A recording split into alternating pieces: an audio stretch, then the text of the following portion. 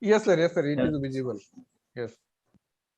Well, I was telling like yes, during this era, it is very easy to just copy and paste, and with most of them, they don't even cite properly from where they have copied and where they have where they have taken the source material from. Anyway, let me start my session by first of all, I would like to start how the birth of plagiarism. You know how the plagiarism came into picture. If you look at you know the this is the Gutenberg's Johannes Gutenberg's printing press. You know, he invented printing press way back in 1450. After that, the revolution of publicly available materials through publications made available. Before that, before the Gutenberg's invention of this printing press, go back to olden era, the most of the material, most of the information that is being conveyed to the public is being mainly controlled by the church and its members. They will decide what kind of information that can be passed on to the public. Especially those days, the public are not that much literate, and the information is mainly contained or curtailed by the church members. And with so many factors that evolved the shift in church power, uh, like on its dominant position as a controller of information.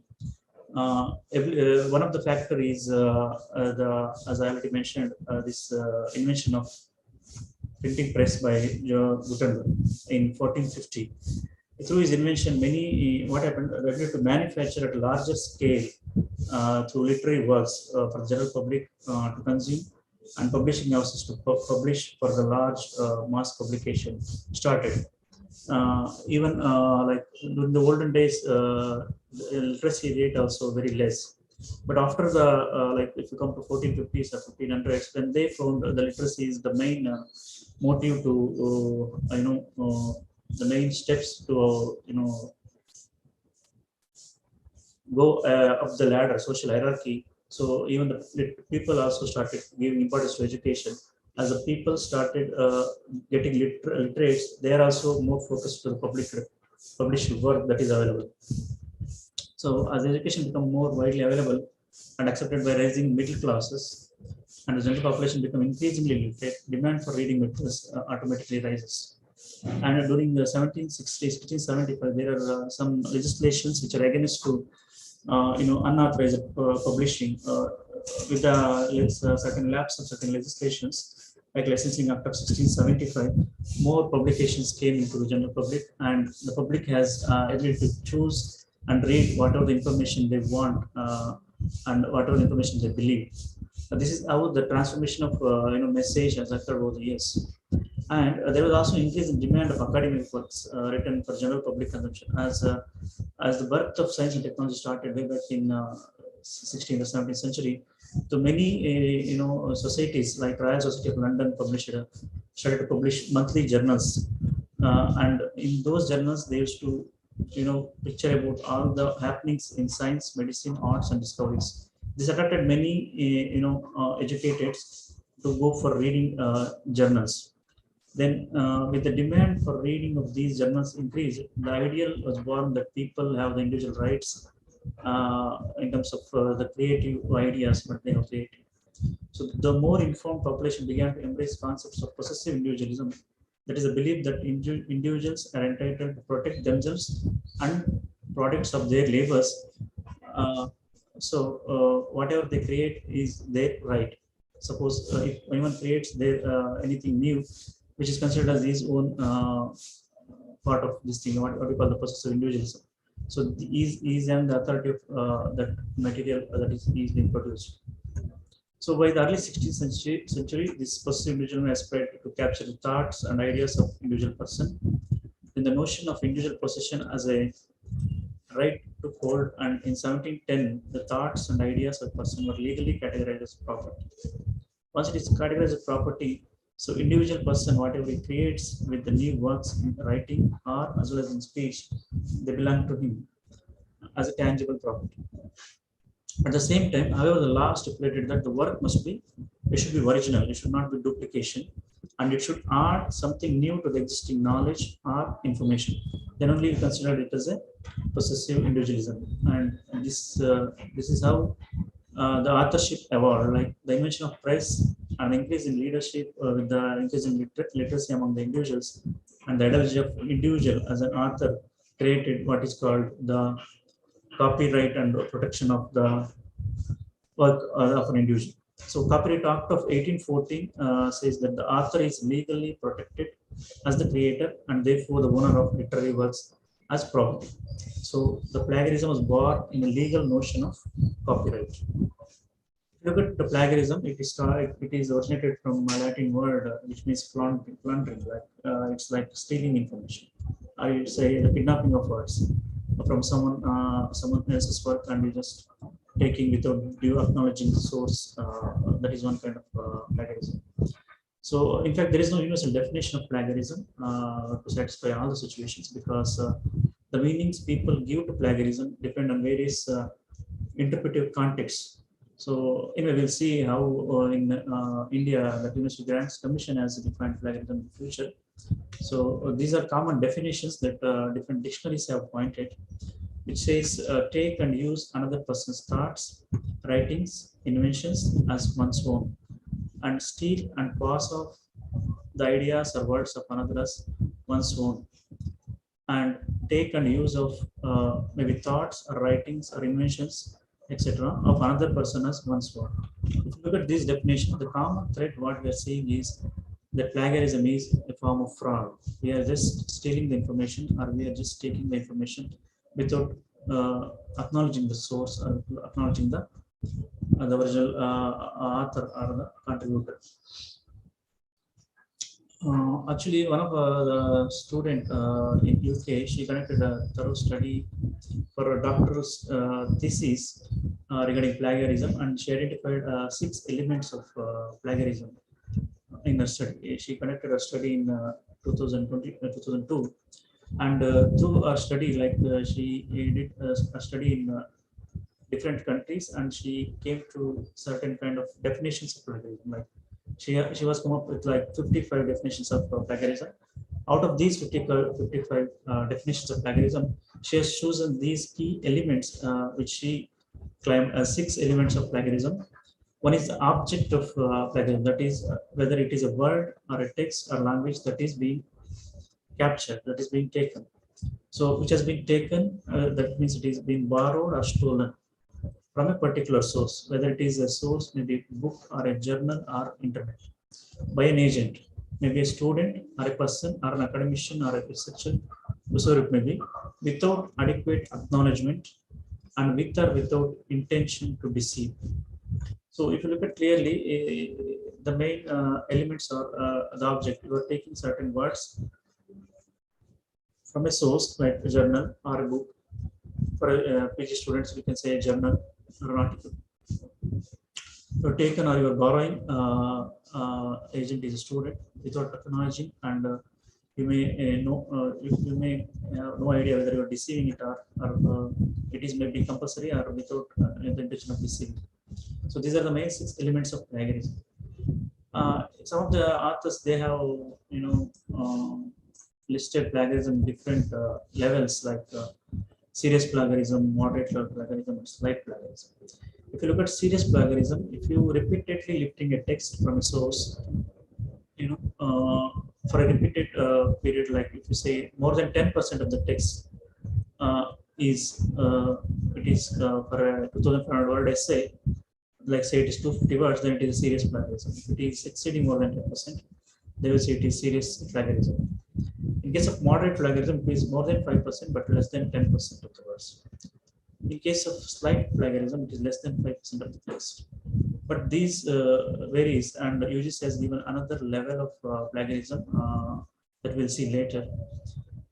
First of the question is why people will go for plagiarism. It is very, the technology, one of the concern is the technology. After mobile has evolved, people even, they forgot how to calculate mathematics in their own mind. When I say like someone to ask 75 to 75, they will say, let me open my mobile app and I will see what the calculator says. Nowadays, no one is using the calculator. They are using their mobile phone and they are using the calculator in the mobile phone to see the calculations.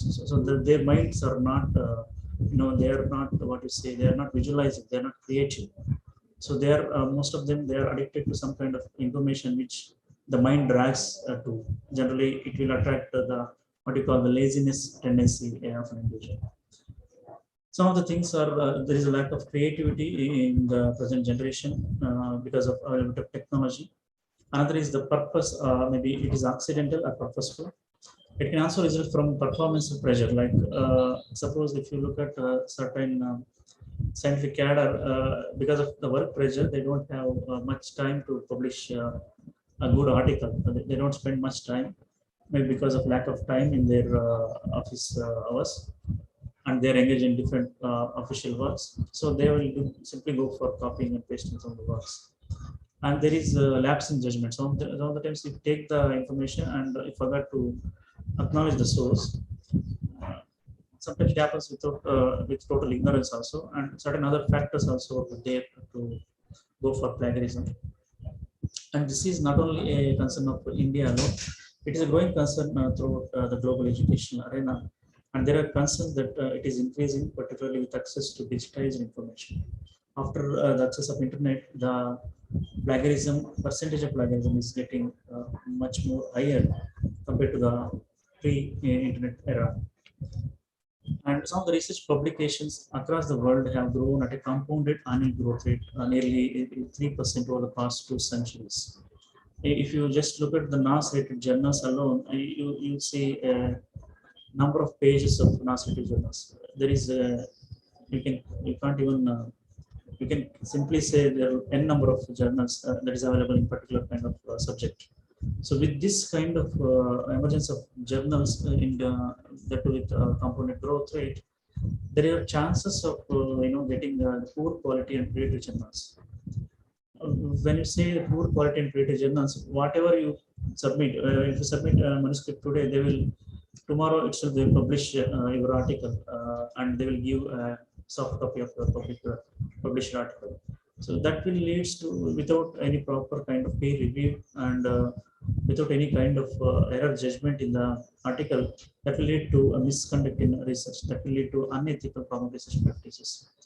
So, and even one of the study conducted in 2019 by Fanelli, in their research, they have found out 2% of the scientists who were surveyed admitted to having falsified or fabricated or modified the data while presenting their articles. When we say plagiarism, the first thing many of us it comes to mind is just copy and paste. So it is easy because even anyone can do it. You just type in Google and go and search, and you'll find whatever the assignments you are given. You just copy and you just paste and submit to the instructor or the course director. There are several studies which pointed that, like in China, some of the studies they did, which pointed to that more than 70% of the students, they agreed that they have copied and pasted their information from the internet. And several studies also done in that aspect also. Like in another study, that 91% of the students surveyed indicated that they use internet as a major source of material for assessment tasks. And some studies also shown that students use quantities of internet source material in academic assignments. The extent to which students rely on the internet as a sort of one-stop shop. Whenever their assignment will comes, they will just go to internet and they will think that this is the only place we'll go and do the work with just simply copy and paste. In the study conducted in 2002, they have highlighted there is a high instance of plagiarism across all subjects, particularly in one subject where 70% of the students, this is degree students, agreed that they are engaged in cutting and pasting information without acknowledging the source. Then there is James Page. This person has coined this term called cyber pseudepigraphy, which says buying commercially available papers online. Now there is a trend that certain websites are created where whatever the research that is being carried supposed to be conducted by the student, they have to do almost all the work, written work. So these are all unethical means of doing it, and these are what we call the misconduct of research. And whenever the website will, automatically give all the material, and without there is no acknowledgement of that also, even the student simply submits the paper. And James Page used this term to refer the phenomenon of students using the internet for others to write an academic paper for them without it is being acknowledged. Next, come to India, where the University Grants Commission has defined what you call the plagiarism as an act of academic dishonesty and breach of ethics, which involves using someone else's work as one's own. It also includes data plagiarism and self-plagiarism. You have to, one can easily identify. I put it this in an inverted comma with the entire first paragraph, because I have taken as such from the UGC circular, because they have defined it. You can quote sometimes using particular kind of definitions with the quote by citing the references. That is possible. And UGC further went on to define self-plagiarism as well. You may be wondering, what is self-plagiarism? Self-plagiarism is using your own previous work without adequately citing it and representing the old work as new work in, is stealing from yourself. This is kind of self-plagiarism is also kind of plagiarism. But self-plagiarism is with due acknowledgement is allowed, especially in case of when you write a review article. Suppose if you have a particular kind of subject hold, say suppose if you have climate change adaptation hold, and you did some 10 years of work on climate change adaptation practices among the farmers in different fields, then you thought of writing a review article, then automatically some of the journals they will ask for your own published material to be cited in review article. In that case, if you cite your own citation, even though it is self citation, that is acceptable in case of review article, to the tune of even the journals, they themselves ask for at least 20% of review article cited like references should be your own journals. 20% of your whatever citation you do, it should be minimum 20% to be your own citations. That's some of the journals they demand. And if you look at the plagiarism levels that UGC has, identified with certain kind of percentage level, that is level 0. Level 0 is up to 10% similarity. And even not only these plagiarism levels are pointed by the UGC, and even for each level of plagiarism, there is a penalty that the UGC has earmarked for the student or the researcher. If there is a level 0 plagiarism, this is up to 10% similarity, then there is no penalty given by the UGC. Whereas if you say level 1 plagiarism, level 1 plagiarism is nothing but your plagiarism material, that whatever the information that you have taken from different sources without due acknowledgement, or you simply copied and pasted your information. And they used to check using what is called the plagiarism checkers. Plagiarism checkers are available nowadays. The most famous is the Turing plagiarism that is being used widely throughout the world in different publications like journal publishing houses. Those plagiarism checkers, they will identify how much of your particular manuscript is having, or your thesis is having similarity to other works. Based on the similarity index, they have to identify these 4 levels. Level 0 with 10% similarity, there is no kind of what you call penalty for the researcher or the student. In case of level 1, where there is a plagiarism is more than 10%, up to 40%, here what they will give is, if a student submits a thesis with UGC funding, they will ask them to resubmit within a span of 6 months.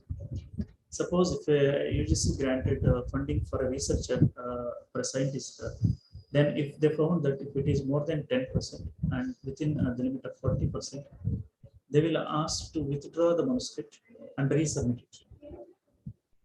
Whereas in case of level 2, where the percentage of plagiarism is more than 40% to 60%, here what they will do is If it is done by a student, they will be like they will extend one more year time period for them to conduct the research. That is the penalty that they will give, that the UGC has recommended. If a researcher submits a manuscript and it is found if it is more than 40% and which is within the limit of 60%, then they will what they will do is for a researcher they will stop annual increment, 1 year annual increment they will stop if he or she belongs to level 2 category of plagiarism. Whereas in case of level 3, where above 60% similarity is there, then for a what we call for a researcher, what they will do is they will start 2 year annual increment for the researcher. Whereas for a student, a PhD student who wants to submit a PhD thesis, they won't allow for registration for next year. This is the kind of penalty along with the levels that UGC has identified. Once you identify the levels and along with the penalty, automatically the plagiarism will reduce. Once there is a penalty, everyone thinks that to reduce the similarity index, then they go for writing on their own, and they will quote whenever they will write, they will quote the authentic source. As I already said, there are a lot of plagiarism checkers available, and with that, apart from that, there is a machine learning language is developing very fast. You can easily like say where you have copied a particular line of information from which source you have copied. That is very easy to say. As I already mentioned, the Purinton is the famous software that is being used across the globe. If you submit to current science or if you submit to any international journal science report, they will just go for printing, and if automatically if it is first the whatever manuscript if you submit, it will go to the editor first. What he will do is he will just go for plagiarism check. Once it is less than 10% only, he will give it to the reviewers. If it is more than 10%, he will simply say that the article is rejected, the manuscript is rejected, citing that the plagiarism is more. And even if you correct and submit the plagiarism below the 10%, they won't accept. Some of the journals that is more stringent.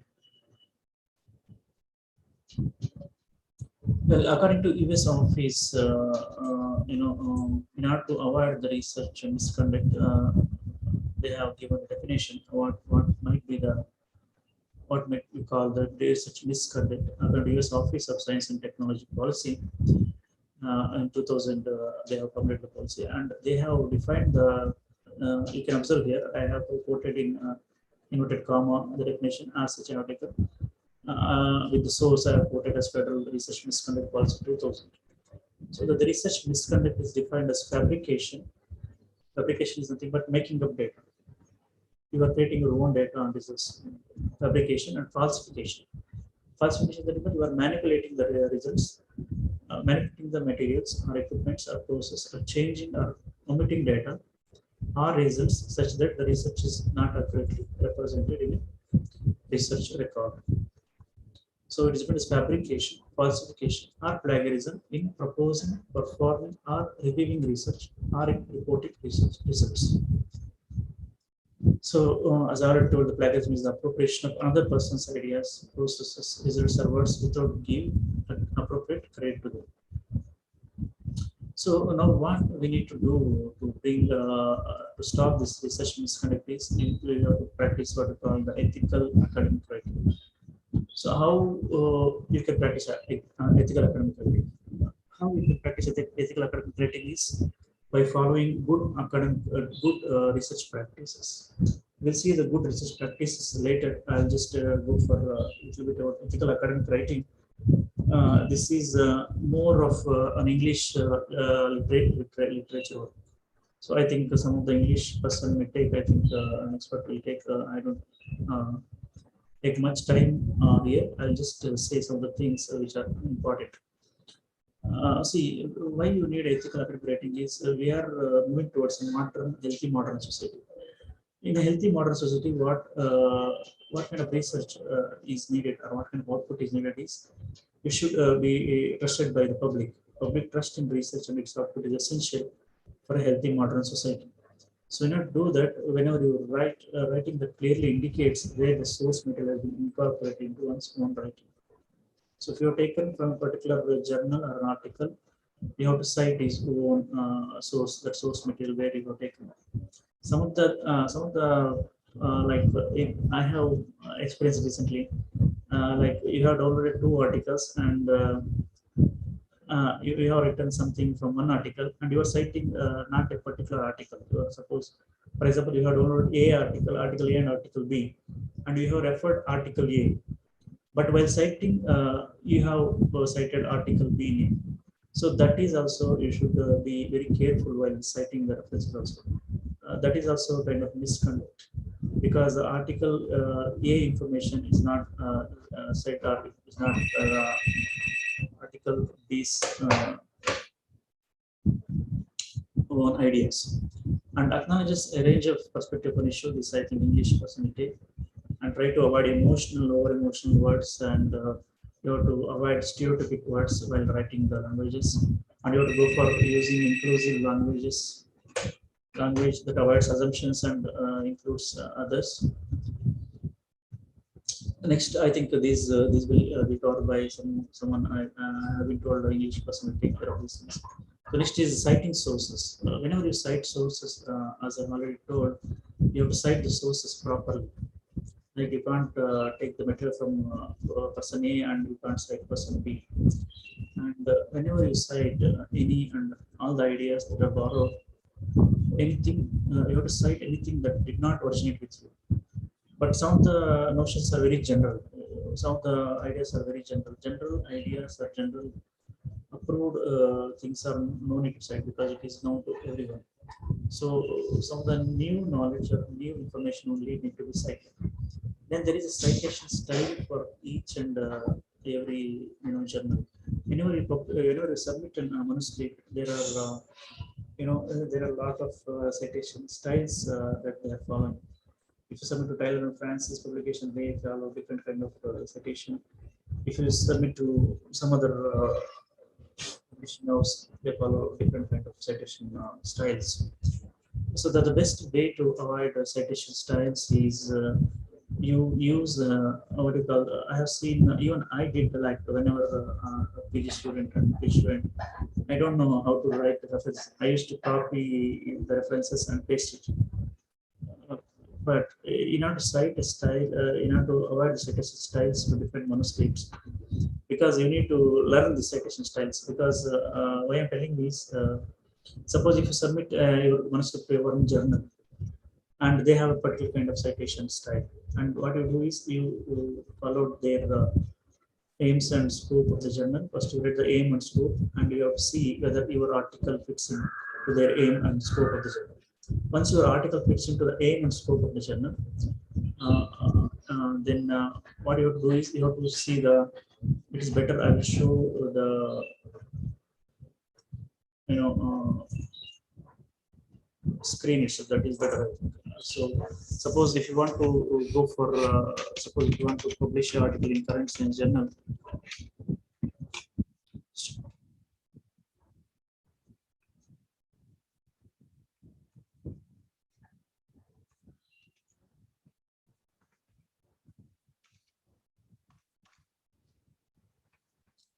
And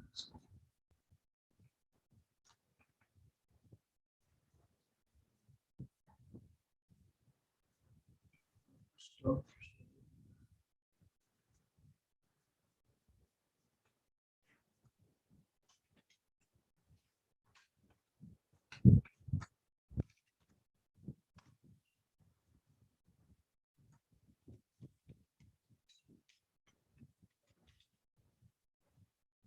well, it is hanging. Let me go back to my presentation. That is better.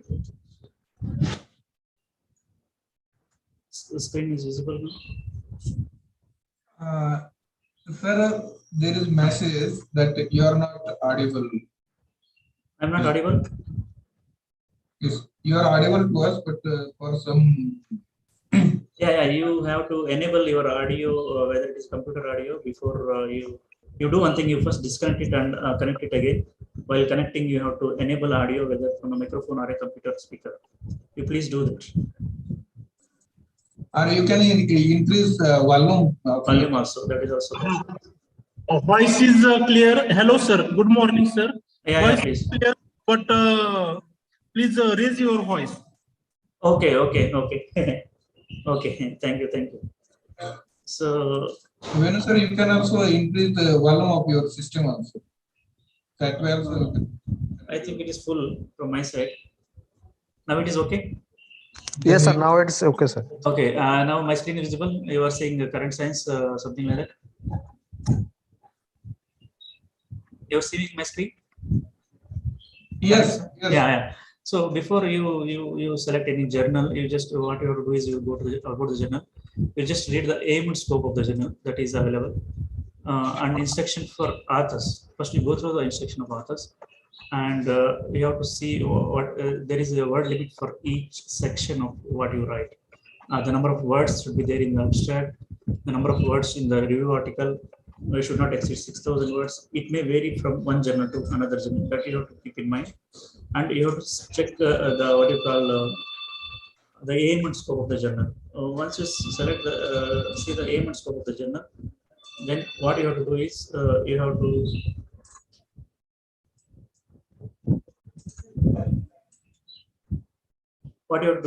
you have to plan your article in such a way that it should fit into the aim and scope of the journal. So once you do that, there are certain citation styles they have given, like see when you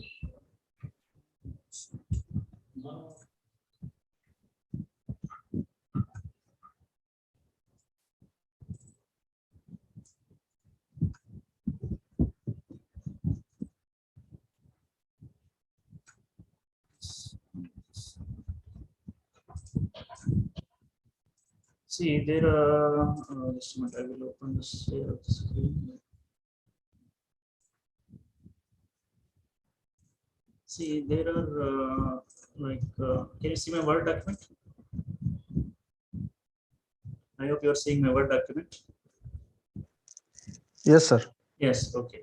See, there are certain rules you need to know. There are so many techniques to use. Review just I'll give a brief idea here. Just I'll take 5 minutes. Here there is a section called there is a ribbon called references in Word file. Here one option is there insert citation. If you go here, you can click on our new source. You can just type the source, whether it's a book or a journal, and you are on the author name, title, and you just press OK. After pressing OK, there is a bibliography section here. Above the bibliography section, there is a style of citation style. There is APA style, there is Chicago style, there is ML style. You can select, suppose if there is APA style, and if I want to cite my bibliography, I'll just click here, and it will come like the years in the bracket. I hope you can see here years in the bracket in APA style. If I change the style of Chicago, the years will be without bracket. So this is what I'm talking about, the styles. There are different kind of styles you can see here.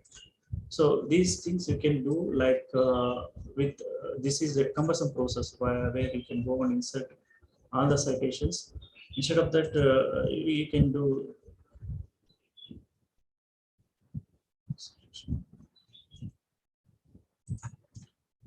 you can go for what you call there are different means of reducing time while citing sources. So first you need to learn those sources, and one of the citation styles, the most probably accepted is APA style. But some of the styles where the digits, like they have followed a numerical citation, where they write 1, 2 in a square bracket. In order to go for that style, it is very difficult. That's why you need to learn the citation style first. You can use even Mendeley citation, one Mendeley desktop version is there, and even the Mendeley plugin also available for Word, where you can easily make out that citation styles. That's the one thing I want to find out. One is Mendeley is there. EndNote is another software which is available to go for citations. Next is avoiding paraphrasing that I think each person will take. Let me finish it with this. Avoid paraphrasing the word too closely. When you take any words from a particular article, you should not copy the entire line or entire paragraph. What you have to do is you have to first read an article First, you have to, once you read the article, you have to understand what the author is about to say. Once you understand what the author is about to say, then you keep aside the article, then you write in your own words. You think and write in your own words, and then you cite the article author. That is the best way of doing it, but it is time consuming because you have to read the entire article and you have to understand in your own way what the author is communicating, and you have to put it in your own words without looking into the exact notations what the author is using. So that is the best way to learn, and that's the best way to avoid error-free plagiarism. Uh, that of course that requires what we call continuous effort from researcher side or from student side, because that will take some time. If you practice, then only that kind of culture will develop and it becomes habit. Once it becomes habit, it is very easy. It is very easy. If you ask someone to write kind of proposal, hardly we can take now within a week we'll write, because that is because of the practice what we do, what we did earlier. So that is how that is how you have to cultivate. First, you just go through the article, understand in your own words, and you keep aside the article, and you you know uh, put it in your own words without looking into the notations or the exact phrases that the author has used. You write in your own phrases, make sure the meaning and intent is same of the article. Then you can cite the article. That is the best way to practice it. But I'm telling you repeatedly, it will take some time to do it. But if you learn, that is the best for you, because you can go error-free plagiarism. Because once you become a researcher, if you go for any kind of research funding, even the research funding is asking for less than 10% of plagiarized report. Even I'm handling one project on what earlier Manohar sir has said. It's on flooding, impact of flooding on well-being of individuals in Kerala, and I have submitted recently the plagiarism, sorry, the report, the what you call the draft report, and they did run a what you call the plagiarism. And what is I can show the plagiarism report if it is available. What it is like, it is 12%. The plagiarism report is 12%. So even I was shocked to see the plagiarism report. Then we sort it out and resubmitted it, because one of my project staff, she has copied the what you call the reference section as such, review of literature as such. Let me see. Let me show you later once the review of literature topic comes. So in some cases, you need to consider the permission of the original author. Suppose if you are taking any source from a website, especially the blogs, where you want to copy the information, and we have to put it in your manuscript, especially if you are publishing in a science citation index journals or Scopus index web of science index journals. These are the journals where the quality of research is they accept a good quality research. They do everything, like they do blind peer review, where they will hide your name and designation to the while sending your manuscript to the peer review process.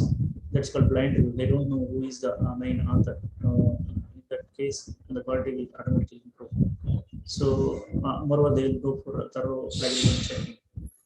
And what you call is, if you cite especially the blog or website related information, when you submit to science citation, or what you call the Scopus index or web of science index journals, they will specifically mention in their website that whenever you cite any source from a website, you need to take permission from the author of the website. So in that cases, you need to seek permission from the original author before you cite the work of the author.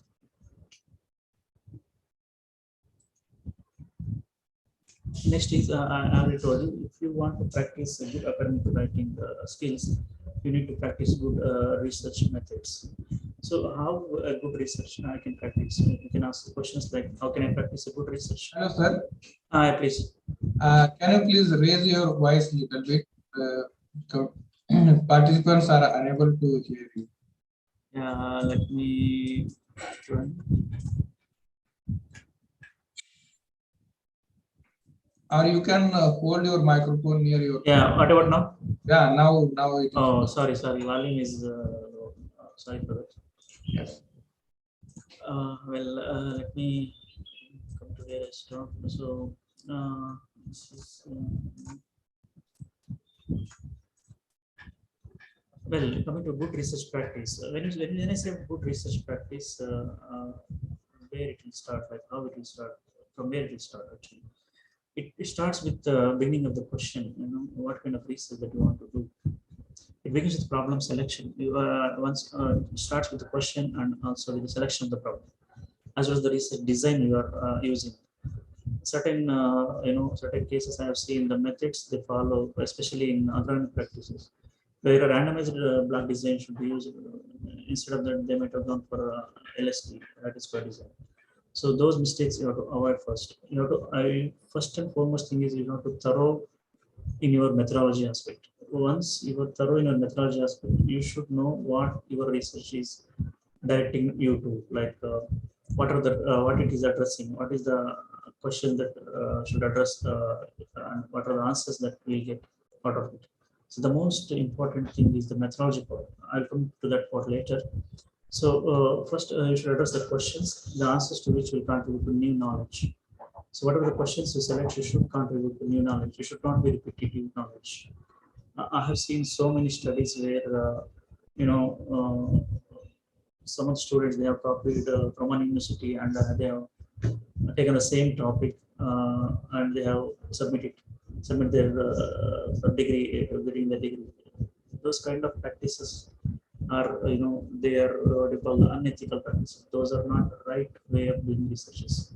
If you do that kind of a thing, it is more likely that you are cheating yourself and you are learning nothing new. You should remember that if you are a day you spend a day without learning any new thing, you are of no use in research. That I can assure you. Whether you learn new way of statistical tool, or you learn machine learning is going at tremendously higher speed, where you can use a lot of new methodologies into not only you're going for correlation, you can have like machine learning methodologies, like you can go for instead of correlation, you can go for random forest, or you can go for decision trees. That will give a clear picture of the results rather than simply we're practicing the correlation or regression research. So what I'm saying is, in order to be excellent research, you have to learn. You have the ability to learn and very new things. Once you have the ability, then you can excel in your research. Then you will automatically the plagiarism reduce. So whatever the whatever the questions you selected, you should contribute to new knowledge, or it should solve challenges, or it should correct errors in the existing literature, or it should develop new methods for conducting further research. So research design involves having a well-documented plan outlining the objectives. What are the objectives of your research? You have to outline it. And what are the roles of your project, what are the roles that you have to do?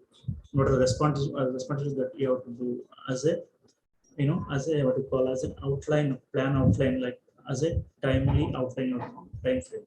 In every month, what should I do? What is my timeline for each project activity? In that way, you have to practice good research activities. Next is research builds upon the work of others. Of course, now you can't go and get a new idea. Especially there was an option earlier when the COVID came. It was really a new idea. So even I went on to publish 2 papers on COVID-19 because it was new. Once it is new, there is a less chance of plagiarism. You have to just grab that opportunity and you just go for submitting your proposals. They will definitely approve it because there is quite new. No one knows what is the impact of COVID-19 on agriculture, or what is the COVID-19 impact on the behavior pattern of an individual. There are a lot of avenues you can find once the new initiative or new area has come up.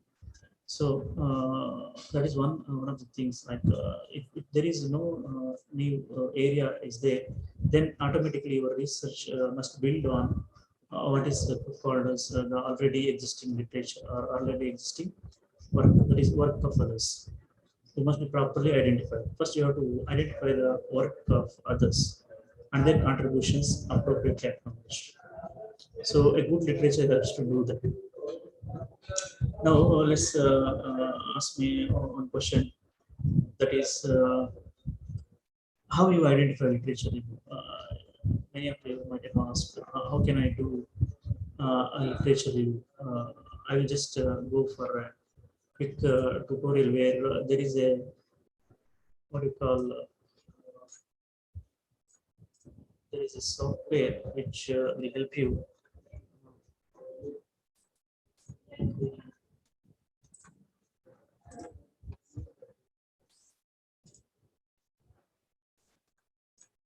So if you go to Google and you just type publish or perish, and enter, there is a arjing.com and they have what you call there is one software which is available that is called publish or perish. You have options to download for Microsoft Windows also. So once you install the software, let me install and show to you because I have actually installed Windows 11. It has gone.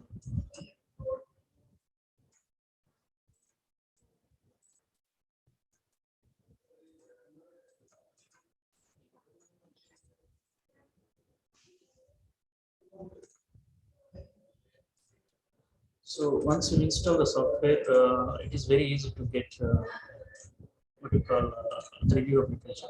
Suppose, can you able to see this window? Please respond. Yes, sir. Yes, sir. Yeah. See, I just installed in front of you. This is how it looks like. So what you have to do is you need to search literature in your area. So this way is there are different reference engines here. One is the Google Scholar, another is the Scopus Index, another is the PubMed, another is Web of Science. In order to search in Scopus and Web of Science, you need API key for searching the keywords. That also you can get it free once you sign up with the Scopus or Web of Science website. But Google Scholar, which is free, you can go for keywords like suppose if you want to work on climate change aspect with what you call the farmers adoption as your keyword, and I have given keywords. Can you see whatever I'm writing? No, sir. You're not seeing my screen? No, sir. The screen is not changing, sir. The previous screen was shown actually. Wait. What about now? Yes, Yes, now sir. Yeah. See, this is the keywords here. I have just entered climate change farmers adoption. Okay. Then you can select here the years. You can select here the years, like what is the year you want to search. Like there are, if you can just start it out like from 1990 onwards to 2022, you can say, or you can say, I'll just give a just estimation of because. And what I will do is I just click a read search here. Then automatically it will take time. It will just go for searching automatically whatever the research which is available in climate change, farmers adoption. It will come here. I'll just show when it runs. So this is one of the tool of finding literature review. The other one is the finding the to reduce the plagiarism, to go for what you call your choice of selection of research, because once you are interested in research, a particular area of research, what you have to do is the best way you have to do is you go for reading the review articles pertaining to that field. Suppose if you say climate change farmers adoption, then you have to see the review article in that particular field. That will give an overall idea about what kind of research that is being done so far, and it will give a clear picture what are the existing research questions in the area that need to be addressed. Some of the papers you can find, you can see now the number of papers that is come up now. You can see now. I'm scrolling down. I hope you are seeing my screen. See, these are the title of the papers, and the year of publication is here. and the publication source is here, which article it is published from. You can just click here and it will take you to the automatically it will take you to a particular journal. So this is the easy way of one of the easy way of finding your research this thing. Then another one is once you identify your what you call the area of your research, there is one way of keeping in tune with the subject material. That is, you can go for Google alerts. Suppose there is a what you call you go to Google alerts and you can just give your alert with the website like with your email ID. Suppose I will give a climate change adaptation and I will click create alert. Once I click create alert, automatically it will come to my mail, whatever the alerts as Google alerts. Suppose I have created here Google alerts. You can see I have given. Are you seeing my screen? Yes, sir. Yes, sir. Yeah. See, you can see here whatever the keywords I have given. I have given some of the keywords like training evaluation, what research pattern, watershed evaluation. These are some of the articles. If you click Google alerts, it will give you the number of articles that is published recently. So in this way, you can be very thorough with the current field of your research. Once you are very thorough with the current field of your research, it is easy for you to identify, what you call problems or gaps. I will talk to the gaps later. So I hope you got the origins and Google Alert option. Now we go to what is called. I already told you how if there is no new area, then you should go on what you call the work of others or a good literature review is must. As I already told you, when you most of the literatures reviews they're done just simply by copying and pasting.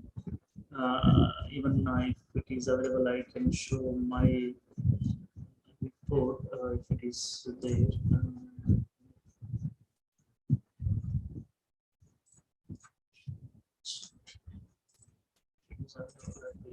Search.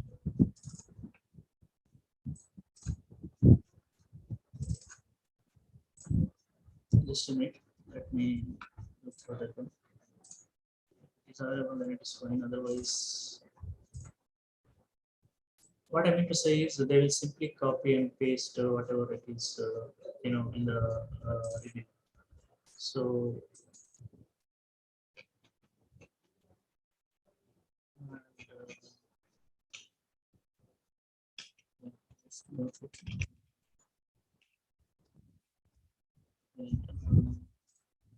share the screen. Can you see my screen now? This is the review of literature chapter, where see the most of the literature that is being copied.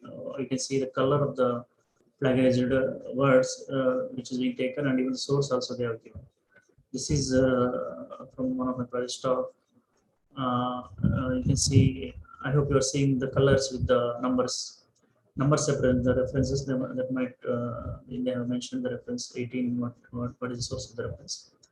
And colors you can see it is from different source.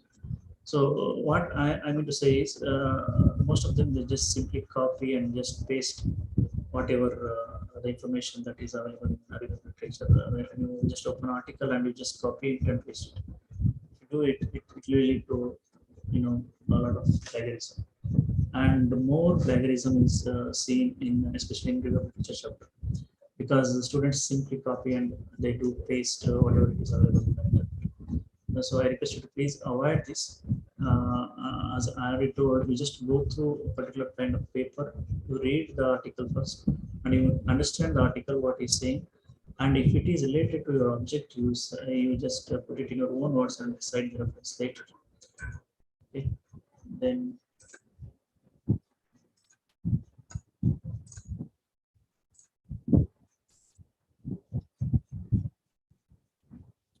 Well, next comes research integrity. See, according to US National Institute of Health, in 2018, they have said the research integrity includes use of honest and verifiable methods in proposing, performing, and evaluating research.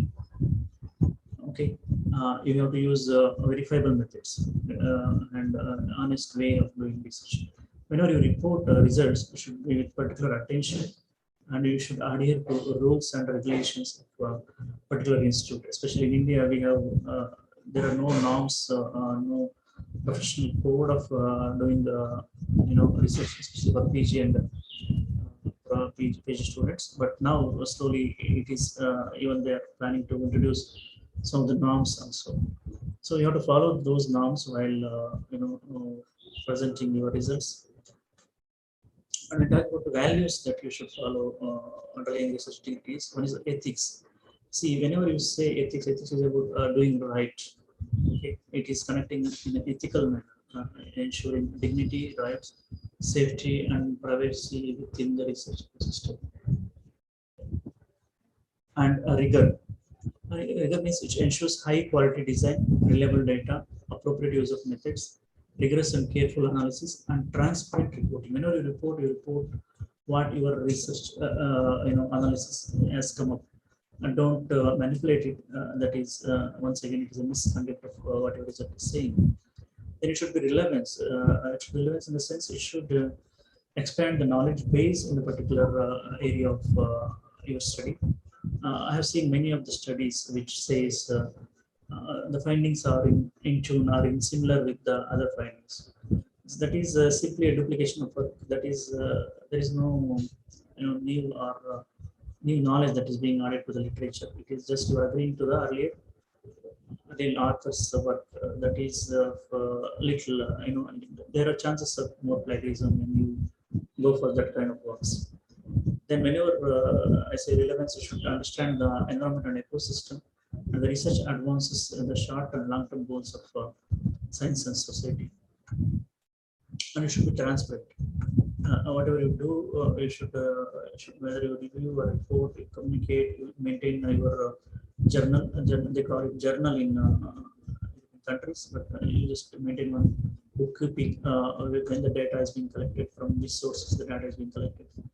Whether for collecting data, whether you need to get approval from the concerned authorities, you should have all the journal recordings or bookkeeping of all the things that will that will reduce the misconduct while misconduct of research. Then is the respect. Respect in the sense it should align with the norms and traditions of society and its cultural heritage. And you have to give respect for the colleagues. If you are writing a manuscript with more than one author, more than one is common now. Like if you are writing an article with 4 or 5 authors, and if they have certain kind of views on a particular topic, you should listen to them, and you should incorporate those views and with thorough discussion.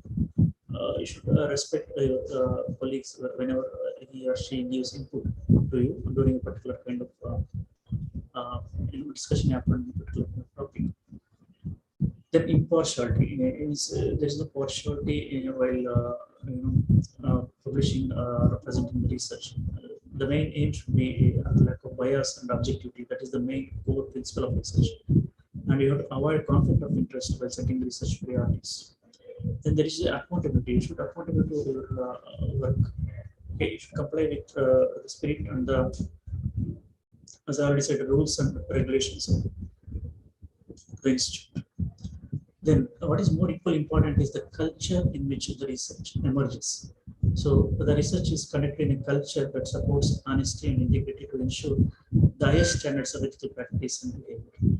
If you look at certain institutes, like even in our institute, also we have started recently, where once in a month we used to gather for 1.5 hour session to discuss about the new initiatives in field. Like mine is the Water Resource Institute, so we used to discuss mainly on groundwater initiatives or the new happenings in the research. We'll discuss or some outside person, especially from IIC or IITs. We invite distinguished professors to present something on new topics that will enrich your knowledge, and that will help in identifying the problems, and that will automatically it's an opportunity for you to go for research. So what I'm saying is you have to cultivate a kind of culture where research should be flourished. Whenever you discuss with colleagues, you make sure to discuss on a particular kind of research topic that you people are interested in. So in that way, you can able to uh, reduce plagiarism as well as increase your understanding in particular kind of topic. Next is planning your research. How should you plan your research? First, you describe the research objectives and the rationale of the research. Then develop a plan with milestones, as I already said, the roles and responsibilities. They ensure the viability of the study, whether the research expertise is anyone is handling. Suppose if you are doing something on genetic research, which is in qualitative genetics, then you have to ensure your lab is and all the facilities are, whether you need to go outside the campus to do what you call gene mapping, etc.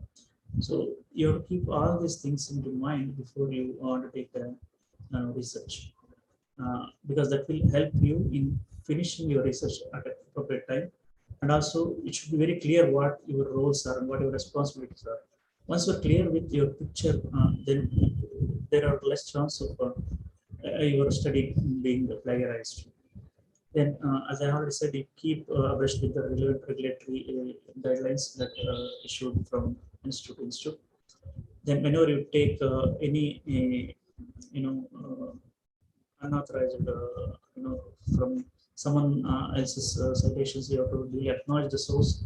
Then you have to seek requisition of their licenses, approvals, and permissions in advance before citing or using the material. The next comes the literature review. As I already told you, there is one software which I already demonstrated using Origins Parish that you can use. Then even the reference managers also you can use like Mendeley or EndNote. I think someone will take that class maybe after afternoon. Welcome to literature review. As I already told, also shown that how students will simply copy and paste. You need to I say you need to avoid that. That is leading you nowhere. You're going nowhere with that. You can't survive in research field if you do like. So what you have to do for literature? First is you have to frame the questions. The checklist is to frame research questions in terms of the existing literature. So then consulting relevant databases and texts for the search. Next is listing relevant keywords and phrases as well as known key references. Some of the references are like that.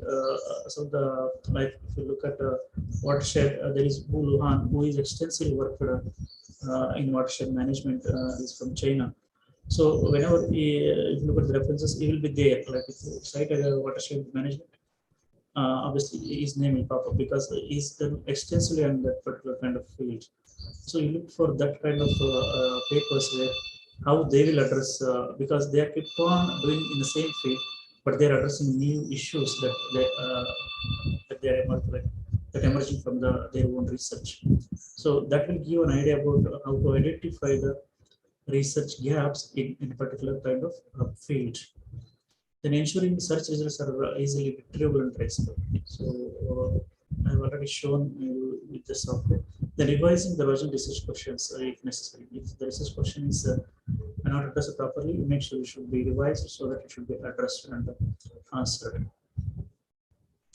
Next, you make sure whether the information, whatever you are taking for literature review is reliable, whether it is the source is authentic.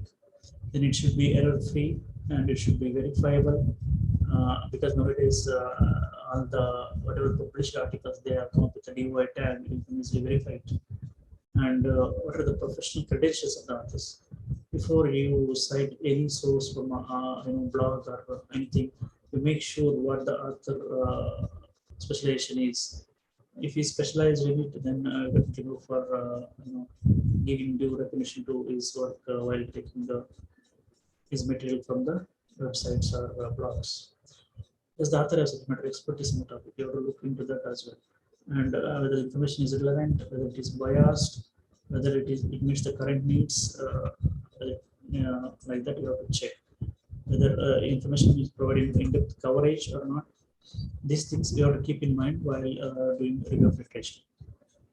Then another thing is the choice of research methods. Like the choice of research techniques defensible like it is supported by existing literature or not? Is the method appropriate for the discipline and nature of data? Are the selected methods appropriate for answering the research questions? Will the results obtained by selected methods be reproducible? The selected methods lead to results that can be easily and uniformly interpreted. So when I talk about methods, these are things one should keep in mind. As I already told you, there are n number of avenues now. You can't only stick on a particular kind of research methodology. We can try using different kinds of research methodology where we have platform now. Machine learning is evolved where you can get n number of new methodologies like artificial neural networking. I already pointed like decision trees. You can use random forest instead of correlation studies. Even if you want to rank the questions, you can go for relative importance index, or you can go to if you can use advanced economic tools. Well, when you want to select which of the factors which are responsible for particular expression, you can use the HIT model to extract value for particular factors. These are new methods. You can try new methods instead of going for old methods, because these will give much more clear results than the previous methods, like that methods like you simply use the percentage or correlation or regression. What I mean to say is we have to explore the new research methods that are available with the advanced machine learning languages. You have to learn new methods, and machine learning language is not a big task. You can get it on the course. If you follow, it is very easy. If you learn it, it is very easy for you to use it. And even when you use the new methods instead of using the repetitive methods, in the plagiarism also automatically gets reduced, because the results will come up in a different shape. Once the results come up in a different shape, when you present the results in that kind of shape, automatically the plagiarism while writing the result in discussion parties automatically reduced.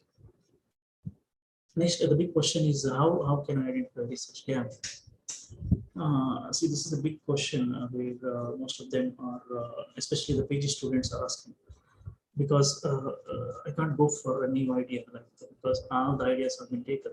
You can say like that. All the ideas have been taken. Even COVID-19, n number of fields have come. Now, most of journals, they are not publishing anything on COVID-19 because there are a lot of studies in a span of 2 years. So, how to identify research gap? That is a big question for any researcher, not only for PG students or PG students or PhD, even for a researcher, for a scientist also. It's a big question, because we need ideas. We are lack of ideas how to find these research gaps. So, for that, what you need, what you do is, I already told you have to choose your topics based on your interest. Once you choose your interest, automatically I have seen many, they have chosen their own interest. And once, in the PhD first year, they have chosen based on their interest. As the first year completes, automatically the research interest comes down. If it goes to second year, it goes down, and in third year, it will come down to drastic extent. So what I mean to say is, you love the process of research rather than doing, rather than choosing your interest. You love to, love the process of research. Then only you can able to reduce the plagiarism. That is a one way, one session I can tell you. You love what you do, then automatically the plagiarism will reduce. So first, read topics of your interest. You may realize that there are some areas that have significant scope for more research. Some of the articles, if you study, once you read the articles, in those articles, they have mentioned what kind of, the limitations of the study. Some of the papers, if you see the limitations of the study, they may be mentioned in their articles. Means those areas they have not addressed. So if you read those kind of papers, you can easily get the ideas which areas can be addressed. So based on that ideas, you can create your research topic. That is how you have to identify. For that, you need to continuously read your area of interest. And the other way is, if no one has tapped any work or worked on these areas. Once you identify the research gap, you have to see whether anyone has worked on these areas, whether anyone has explored these areas. If at all they have explored it, what are the limitations that they have pointed out? Like that, if you come across the limitations, you can make research questions out of it. Then you have to look for unexplored and underexplored areas. As it is very difficult to look for these areas, but you can still try. Whenever the opportunity comes, as I already pointed, when COVID came, you have to decide in a fraction of seconds, like within 1 month, your proposal should be ready, because other people will submit the same kind of proposal. You don't know. The ideas may come for different people. The same ideas come for different peoples. So you have to grab the opportunity whenever it comes. Next is read articles you like the most. I have told you to go for creating Google alerts for reading the articles that you most create a Google alert. Automatically will deliver your Google Gmail, and you can easily, it should be in fingertips, you read it and you find the gaps in those studies. First, you understand the work that's being done by the researchers. Then you have to find the opportunity to ask for questions that can lead to research gap. Like, what is the significance of this research to my work or broader field? Whether this research will, can I enhance this research in a broader field? You can ask questions like that. Then how can this article help to formulate my research questions? Does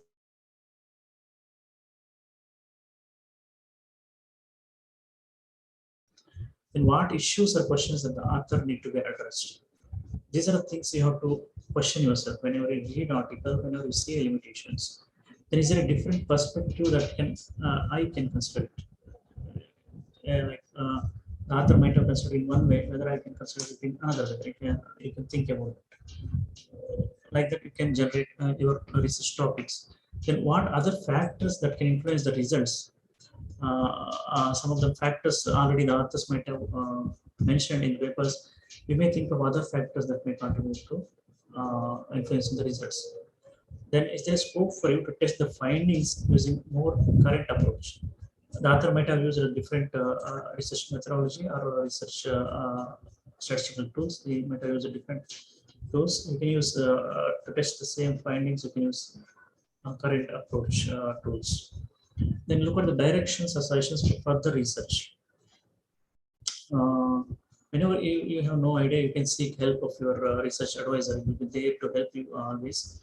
And as I already told you, whenever you choose any topic, you have to read a review paper that will give a clear understanding of the particular topic. What are the research that is being going on that particular area, and what has been done in the particular area, and what are the research gaps that have been identified in the review paper. You please do read the review papers that are cited, especially in Web of Science and Scopus Index journals. That will solve almost, I guarantee you, that will solve almost 80% of your problems once you read the review papers, because they will thoroughly, thoroughly in detail. They will take the subject from starting point to end point, and they will leave you to a point where what are the unexplored or unidentified areas. That is the easiest way to get it. Then, as I already said, read meta-analysis and read papers to learn more about the development and trends in research in areas of your work. Then seek help from your advisor. That is always there. Then, whenever possible, you can discuss with your colleagues to generate ideas for your research. Then, what others think and are working on may help you identify your area.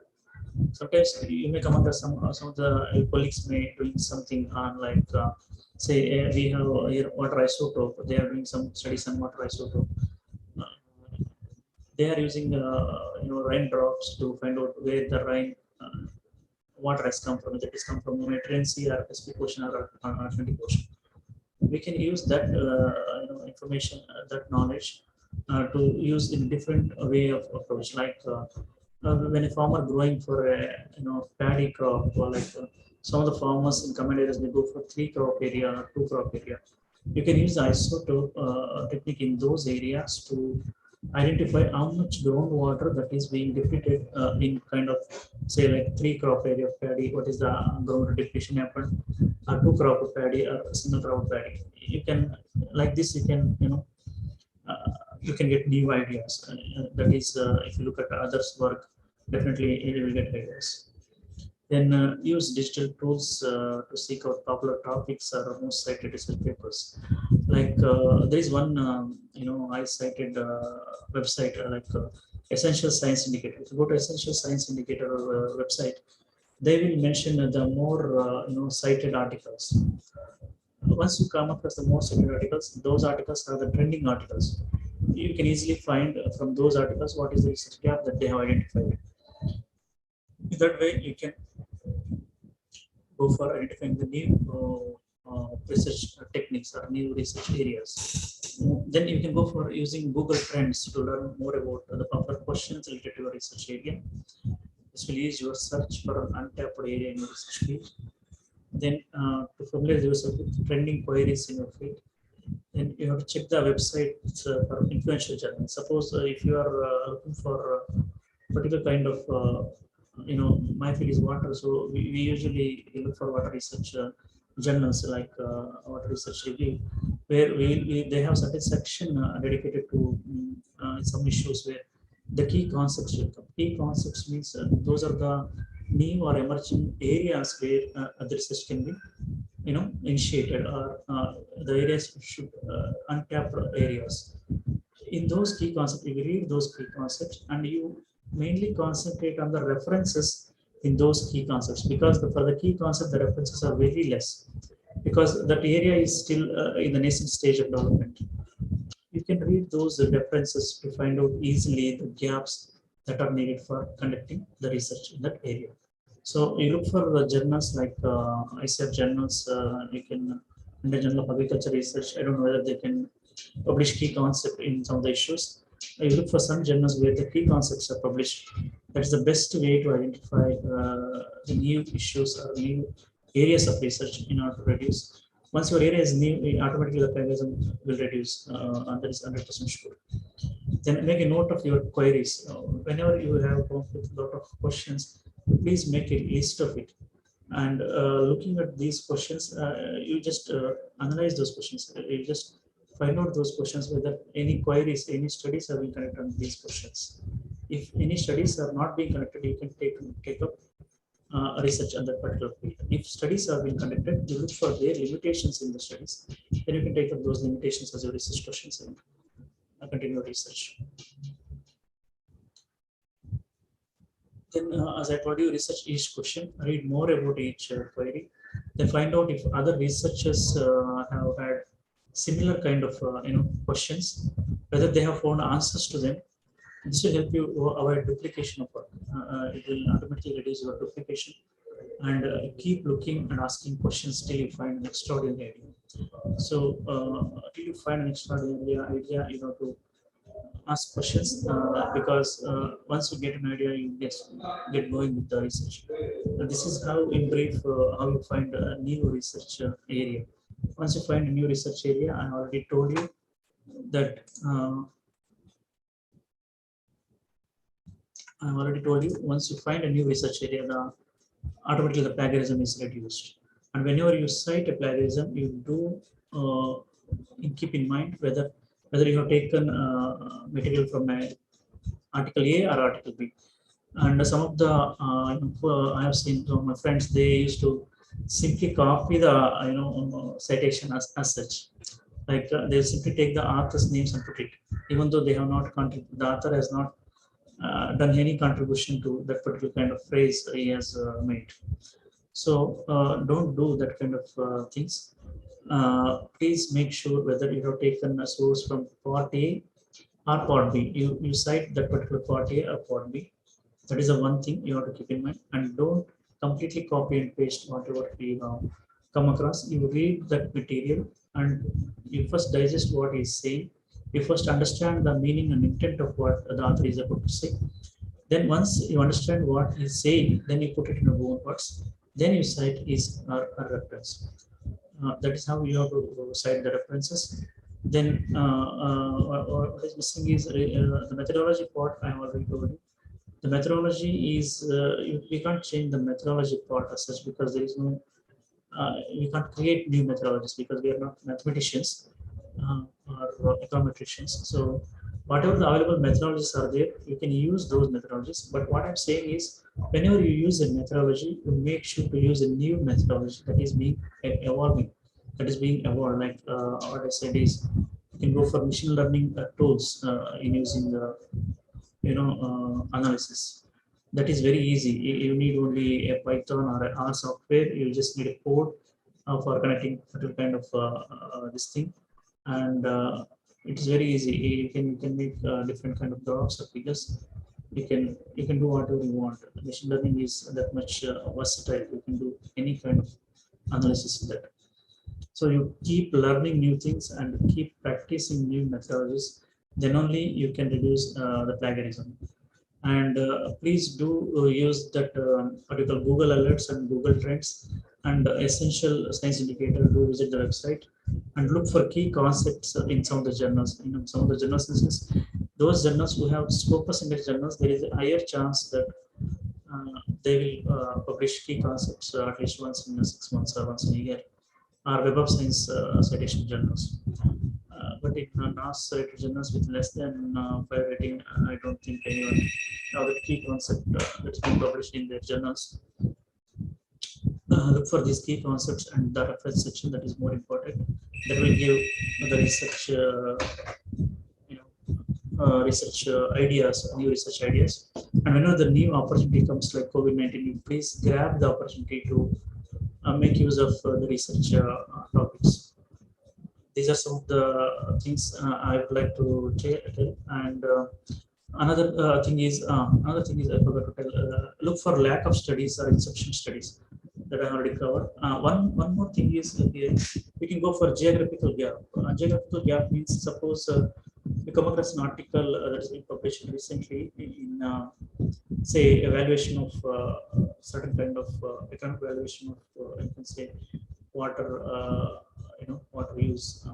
That is a newly published article. Just as an example, I'm saying it's newly published article in you might have seen in a journal in a European country. Then you can adopt the same kind of methodology in India, because you may come up with new results.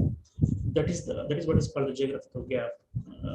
The same idea you can take and you can fit into the particular situation to create the research. That is what is called the geographical gap. You can take the idea and you can use it here, but it will give a different result than what is published elsewhere. Next is you can go for population gap. Population gap is like men's and women's. Most of the research is considered more on men, how they like because of more research is considered on men. Now what is emerged is called as gender studies, because women are giving undue attention, even though gender is both men and women. Most probably it is whenever they say gender studies, they say women only. But you look for some of the studies in women orientation, like the role of women in climate change adaptation, or role of women in management of environment or sustainable management of resources. Even you can look for high income or low income groups, comparison studies between high income and low income groups. You can go for studying low educated or tribal section of population. These are the population gaps you have to identify to create your area of research. Another area is, as I told you, look for lack of understanding or conflicting explanation of a particular fragment. So whenever you come across, in terms of water, the main conflict is sharing of water. The river sharing of water is that's conflict area. You can go for social science studies in that. You can go for focus group discussion studies, or you can go for sociological studies in that, because it is a conflicting explanation or conflicting situation, and you can go for studies in that. Then look for problems and limitations of previous studies that I have already pointed out. That will help in improving the identifying the problems and improving those problems. Then I already told use of statistical methods, that is new methods that will help in reducing the plagiarism. These are some of the things. Please do note these gaps, geographical gap, population gap. those will help in exploring the untapped areas like low income groups. Most of them they don't even look into low income groups. Some of the studies I have seen, like they study the retail organized retail markets of farmers, and in organized retail markets, what they will do is they will take only the quality product. If the product is of good quality, then only they will take it. The left out product out of the vegetables or crops, they won't even consider. So most of the studies they will look for organized marketing, only look at the quality of the product. But what happened to the farmer?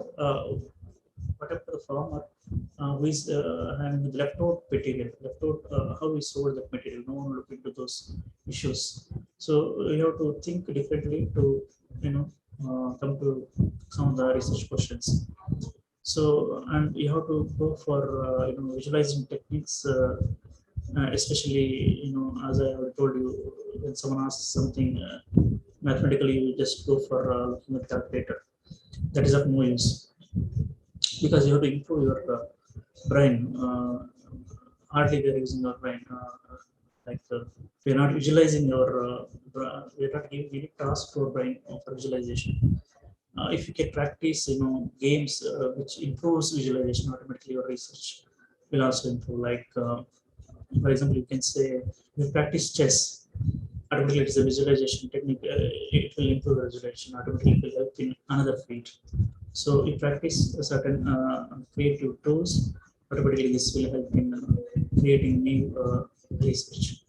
Next is go for innovative researches. That is difficult in this particular area, but you can identify in particular research like population gaps. You can go for tribal sector, where the research is untapped in most of the areas of tribal section, where we are giving training to SLST youth for acquisition of skills and all.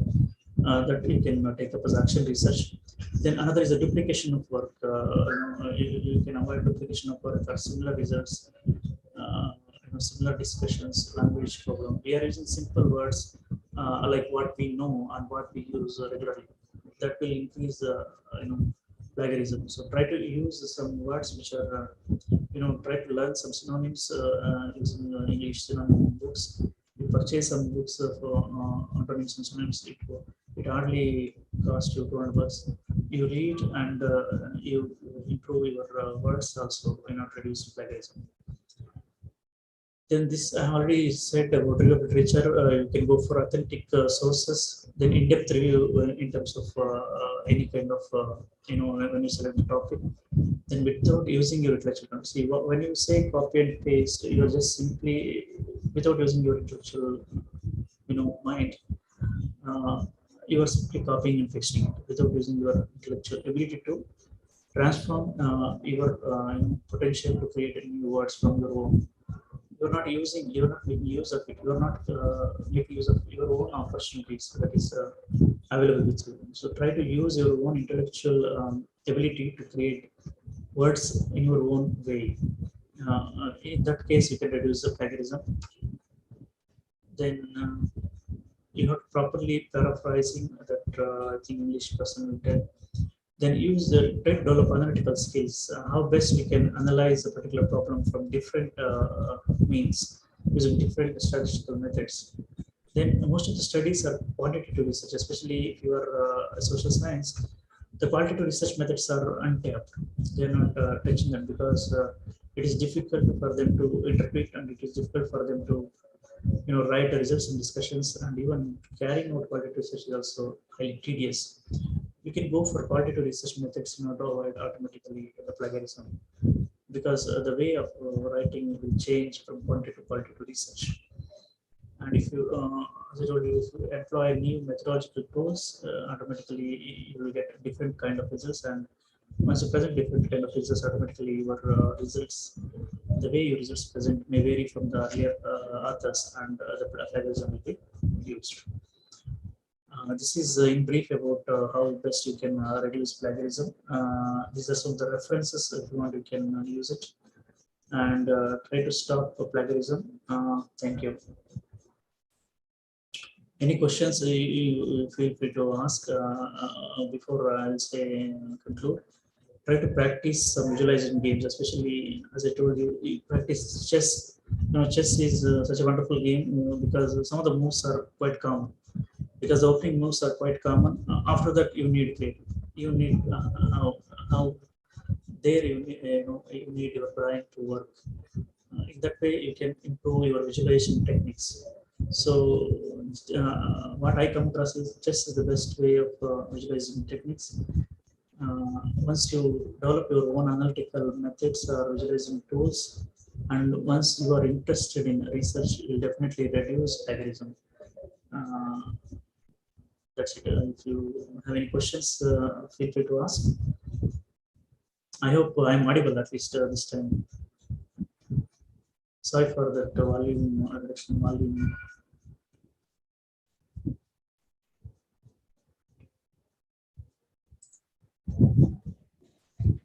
Any questions? Dear participants, if you have any questions, please raise your hands or you can type in chat box as well.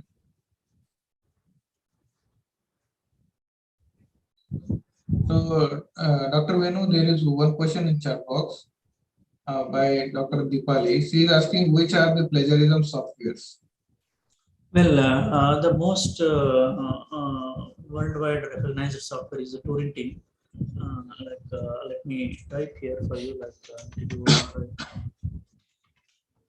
just type in your chat box. You just say it is a Turing software that is being used widely, especially in Scopus index journals. So if you publish it, they will within a matter of time, like within a fraction of seconds, they will do the plagiarism, and if it is less than 10% only, they will go for reviewing. And that too, if the idea is new to the editor, then only they will give for review. If it is not new and if it is repetitive idea, they will automatically reject. The main problem for the researcher is if you submit to any Scopus journal, you come across rejection most of the time.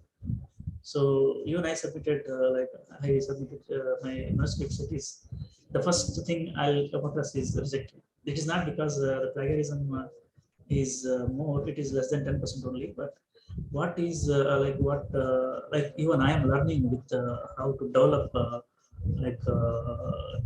things. Namal's voice is not clear.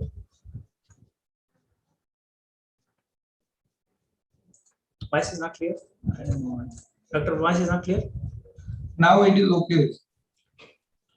Well, what happened if your methodology is not strong?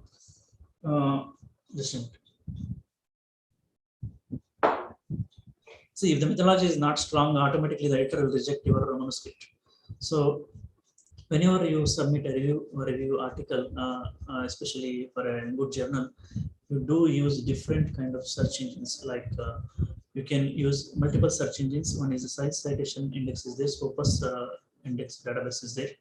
Another is Web of Science citations there. Then Google Scholar is there.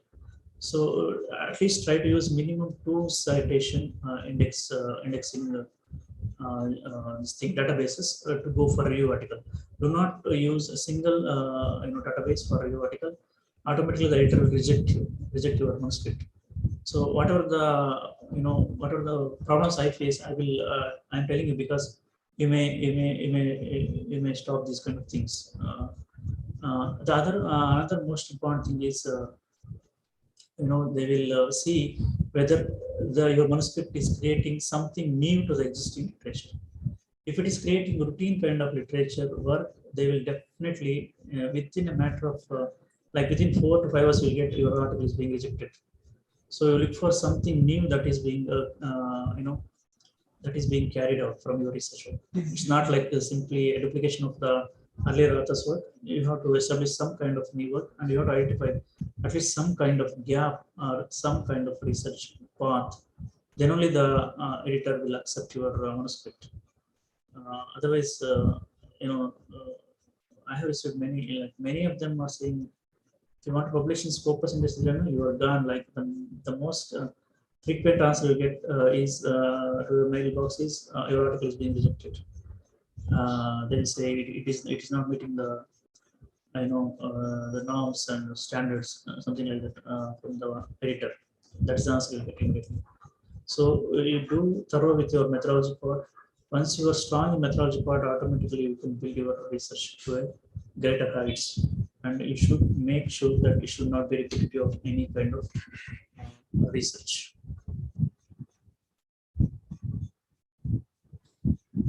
Any questions? Dear participants, if you have any questions, you can raise your hands or you can unmute yourself and ask directly. Sir, is this Turing software free? No, it is not a free software. Okay. It is actually you have to buy software. There is a academic version as well as student version is there, but it is a costly one. It is you have to renew it annually actually. Like I am in a plan to submit a short research project to NARM Institute. Okay. So I want to verify my project through some software. Any such softwares available where I can verify what percent of plagiarism is there in my research? See, unfortunately, there are a lot of tools available in online where they will say they will reduce the plagiarism. The one best tool is the Microsoft 365. If you have access to Microsoft 365 Word, if you are come across Microsoft 365 Word, then they will give a plagiarism report. But even I have checked that one, but that is also not 100%. It won't give 100% efficiently, but you can use Microsoft 365 to some extent to reduce the plagiarism. And there are certain tools available online where you can go for it, but that is also not efficient. I already told you, it will search. It will search in many number of websites. Like it searches in a fraction of second number of millions of websites in a fraction of second. That kind of strong engine they are creating for Turintin. But in other search tools, I have a doubt that they may do certain kind of they may identify certain kind of paraphrasing, but complete avoiding plagiarism is you have to buy the software. There are some kind of crack versions available, that is again unethical to use. Yeah. You can get some crack version, but I won't recommend that to go for it. And sir, what about the data which remains unchanged? Like suppose someone, like in my case, it happened. My research was based on startups which initiated in lockdown. So pandemic related startups. So name of the company, number of employees, these things like some basic questions were there. They are same everywhere, like on company's profile, on Google, and in same in my report. So still it is getting considered under plagiarism. What can I do in that case? So that's a really good question. See, when you say plagiarism, most of the time they won't consider the tables while they do plagiarism. They will do the what you call the review of inflation, introduction section, result and discussion section, majorly, and the conclusion section. But because the tables they won't consider, because when you employ especially a methodology, especially in social science, the tables are quite common. The items or parameters are common one side. The only variation that happened is the percentage change, or the mean score, or the standard deviation, or p-test or p-value or t-value. Those values will change. In general, the plagiarism software, they won't consider especially the table parts as such. What you have said, some of the companies' names are there. That is because you have used those names with proper citation. You can't use it without citing the reference. Still, they will recognize, but the engine that they are using is not proper, and the method they employed to search the engine in their software is not correct in their point of view. If you look at Turing software, they will search only in whatever I have said now. They will leave the what you call the table part. Table part also, suppose if the particular parameter is saying the same kind of percentage, then it will identify that particular parameter. Otherwise, they won't generally they won't consider the table parameter, but they will do for the entire manuscript. But for the table part, if it is new, they will leave it as such. They won't consider it as a what you call the plagiarism. Okay. And some of the softwares now they are even identifying your name as a plagiarism, because your name is there in some websites, because you are a student of certain particular college. Your name is also considered as plagiarism, because the programming language that they have incorporated in the search engine is not clearly defined in their software. That is the problem that we are facing. Okay, thank you, sir. Any other